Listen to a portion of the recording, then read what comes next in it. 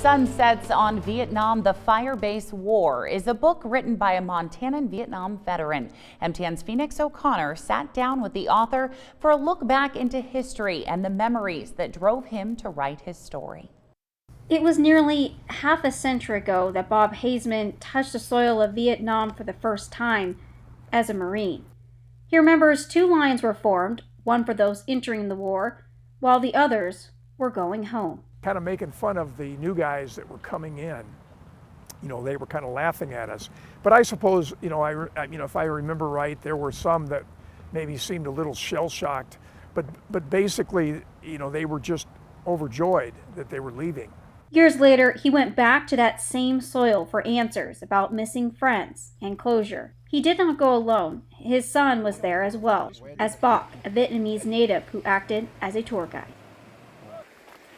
But really walking to Russell was the best experience with my son, because he could really experience the terrain, the jungle. Going back to fire-based Russell, memories of battle and old friends emerged.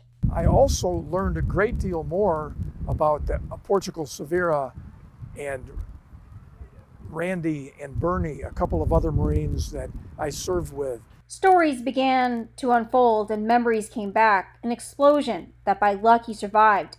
As he was boarding a plane just moments before, a Kit Carson scout, which was a former Viet Cong soldier who surrendered to the American infantry units, giving them information, flicked a cigarette on a fuel dump.